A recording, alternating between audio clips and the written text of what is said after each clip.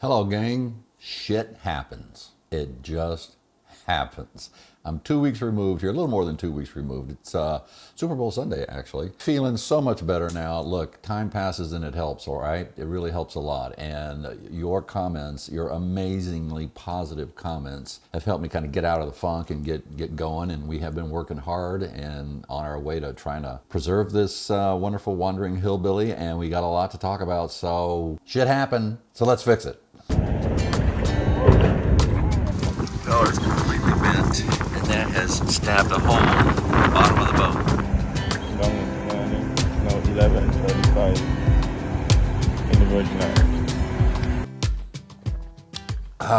Yeah, we're in lovely Omaha. A little roaring fire behind me. It's about 35 degrees outside. We love it. Saw the Eagles last night. Ooh, they're always good.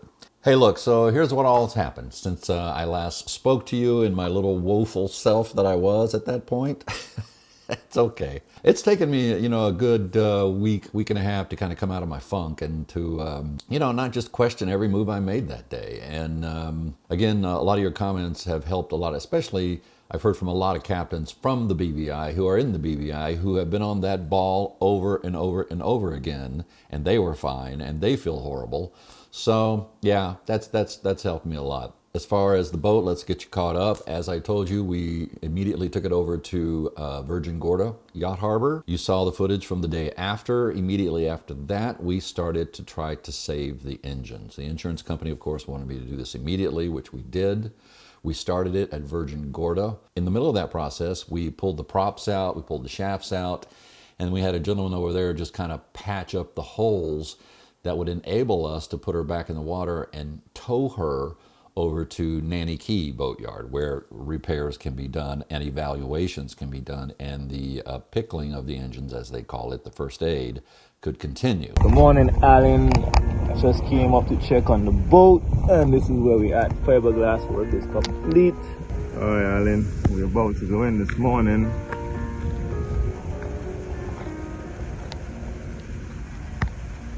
Yeah, Alan, we're now leaving Virgin Gorda, heading down to Nanny. The water is nice and calm. Should make it down in about an hour and a half, 2 hours. Down in Nanny, it's now 11:35 in the Virgin Islands.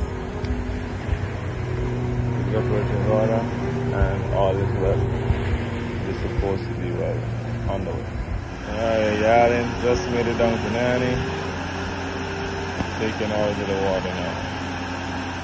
And now here she is on the ground in Nanny Key. First aid of the engines continued without much success, I'm sorry to report. By the way, I'm going to get into a full report about this. I can only give you parts and pieces now because I don't know the whole story yet.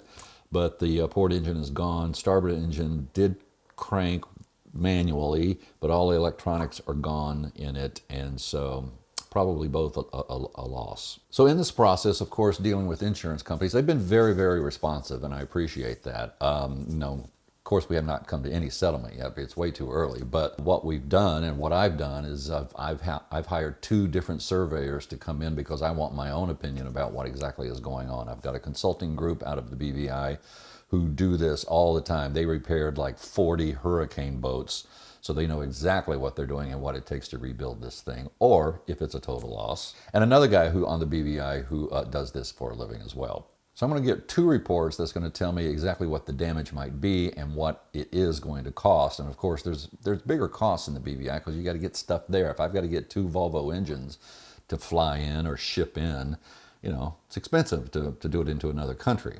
Now, I will tell you, while dealing with insurance, I am going to take it in the teeth when it comes to salvage.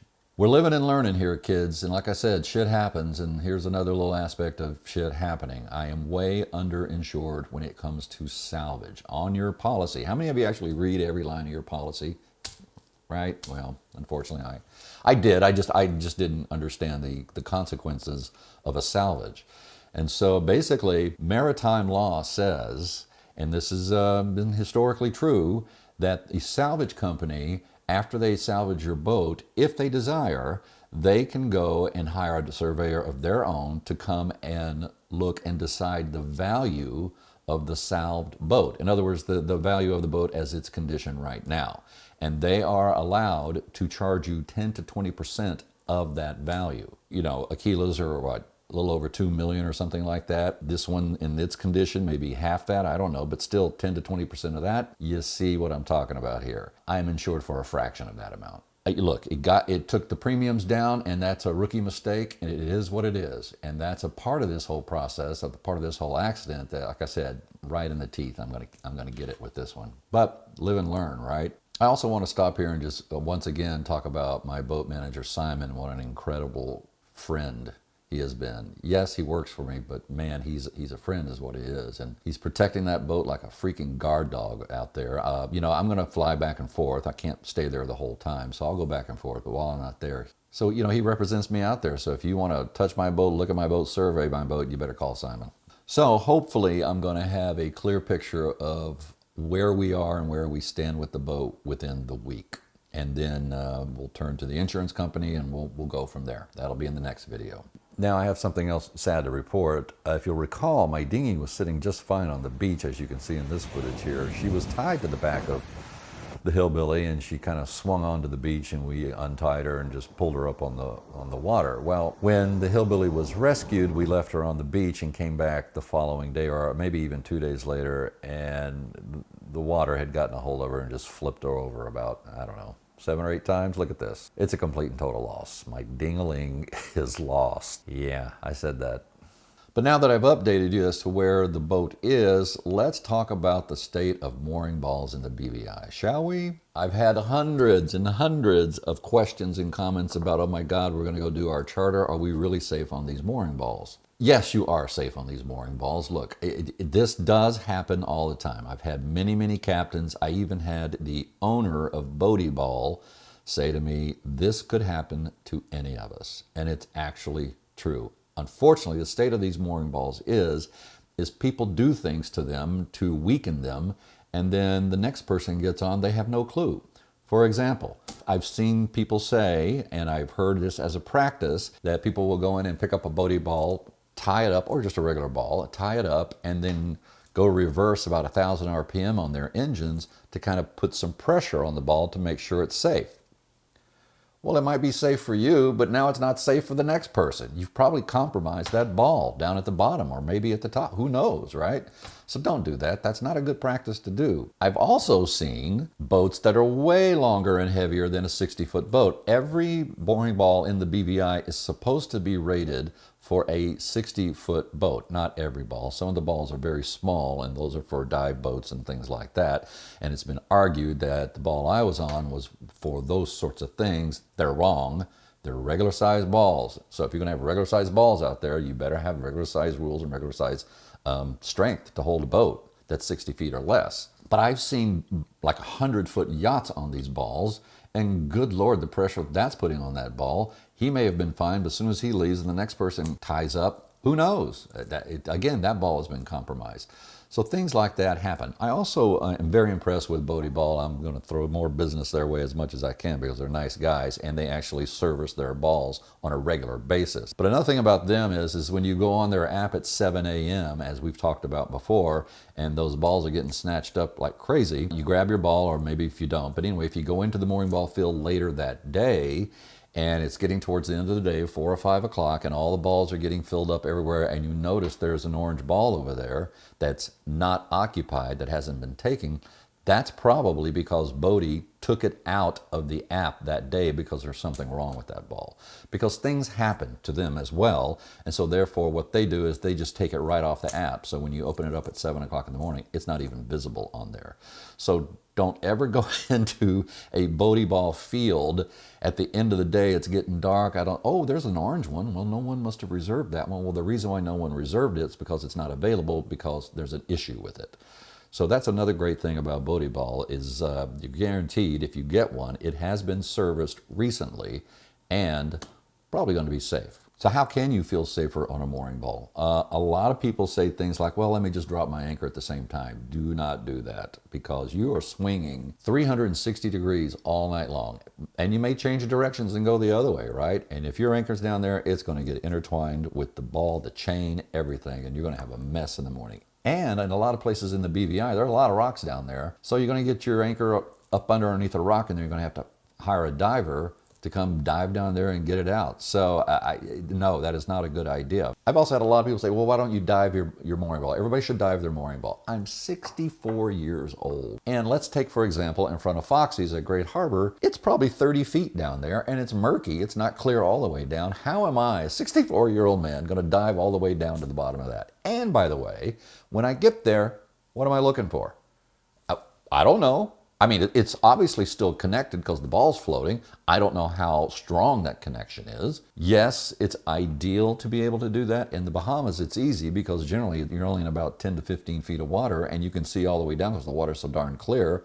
And you just get out in your dinghy, put on some goggles, look in the water, and you can see how your anchor is held. That's easy. It's a little different here in the BVI as far as diving down to your ball. Only the younger folks can do that, and only in certain conditions.